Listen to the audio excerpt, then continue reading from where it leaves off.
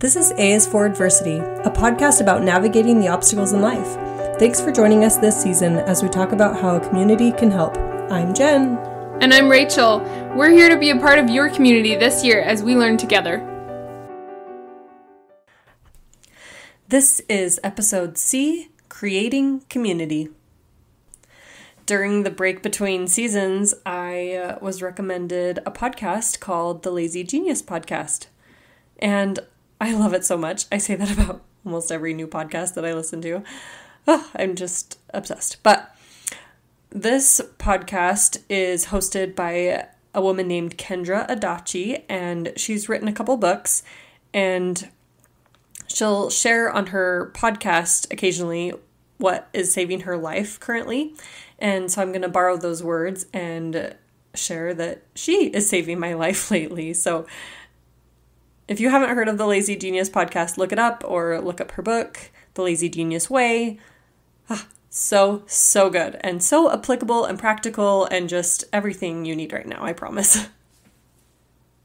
I tried to see if I could get her as a guest on my podcast, but she's currently writing her third book and it's a little busy, as you can imagine. So a plug for her will have to do at this time, and hopefully she'll be on here in the future. I want to know what you're listening to recently. Come find me on the A is for Adversity podcast page or on Instagram or on my website. There's a lot of ways to find me and reach out, so I'd love to hear from you. Okay, this episode, and frankly the rest of the episodes in this podcast season, will be about how exactly to create a community. We know what it is, we know why it's important, we know we all struggle with adversity, and it would be beneficial to come together on that level. But how do we find a community? How do we really vamp up that feeling, that group, the network? How does that all come together? I just feel like it's not as easy as it once was. You'd go to the park, you'd find your best friend forever. And now that we're adults, it just doesn't quite work the same. But I wrote an article about it, and so you can read this on my website. But basically, it comes down to 3 steps. And yes, there is alliteration involved. I might have a problem.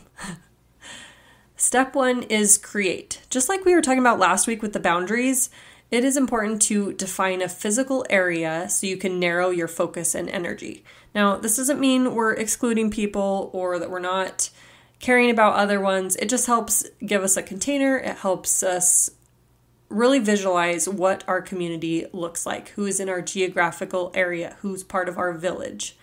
And it might help to create a Facebook group or to designate a couple streets that you're just really focusing on trying to create your community. It doesn't even have to be people that live by you. It could be the community of moms in your pickup group or the people that are your age in the area, even if you don't necessarily live by them. Or maybe you're a boy mom or a girl mom and you get together for play dates, those types of things. But again, just define that area so that you know what you're focusing on. Make a map, make a way to distinguish yourselves, come together, and again, just define that community. Okay, step 2 is to collaborate. Once you have that community, what are you going to gain from that community? Or maybe you have something to offer. What are your unique skills or interests? Is this a type of club?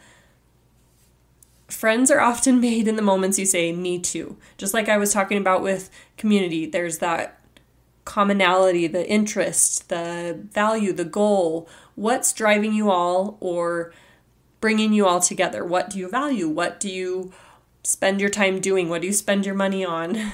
Hopefully you can collaborate on something that's meaningful to all of you. As I mentioned in the last episode, I live in Daybreak, and how I'm collaborating is I'm getting together with different entrepreneurs in Daybreak. I'm trying to compile a list of local businesses and, again, just really build my network and see what else other people are doing. It's amazing how we don't truly know the people that live so close to us. Okay, and the third step, the last C, is celebrate. Celebrate wins, big and small. Get together, have a party. It doesn't have to be anything fancy. It's just a time to interact and to, again, focus on what brought you together in the first place. I really enjoy hosting. It comes naturally to me, but again, even if you're starting small, it'll come with time. And as you invite others, you'll be invited. There are lots of reasons to gather. You'll find your jam. I've hosted brunch, recipe collaborations, favorite thing parties, game board get-togethers, paint nights, and my favorite is my annual pumpkin potluck. I do it in the fall, and it's just a really fun harvest time, and you find some new recipes and you try some new things that you haven't before, and again, it's just a time, an excuse to get together. If you're really having a hard time finding a community or thinking of a community, I have got you. I have spent so much time creating a community that you can just jump right into.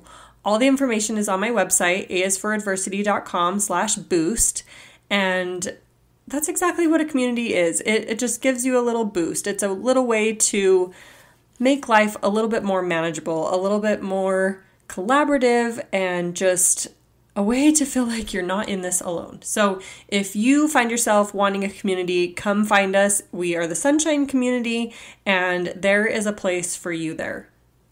You can attend events with us and collaborate on the GroupMe app, as well as receive some fun snail mail. So no excuses. I have a community for you. I've got you. I'm so grateful for the communities in my life. I'm in a couple of book clubs, and also I attend Bunko every month. It's a dice game. And I'm also in a date group where we swap watching the kids for going on a date. So I live and breathe community. I really thrive on hearing the insights and perspectives and takeaways from others. And I just love spreading that again and again, and have such a firm belief that we all have something to contribute and share and a value in the world. And we just need to get out and meet more people or belong to something where we can tap into those great resources and advice and perspectives. Okay, and now we get to hear from Rachel, our co-host. Wow, I was going to re-record that and take it out, and I am re-recording it, but I didn't take it out because that was my preschool voice, in case you hadn't heard it. I teach preschool in my home Tuesdays and Thursdays, and I just finished up the school year, so sorry for that high-pitched whatever that was, but no, podcasting now. We are going to hear from Rachel, our co-host, and I'm so excited for you to continue to get to know her. What is your favorite color? I think I'd say green because I really like planting. Like, I've been interested in gardens lately. I love blue as well, but those, I feel like nature. Yeah. Blue and green. Yes, that's great.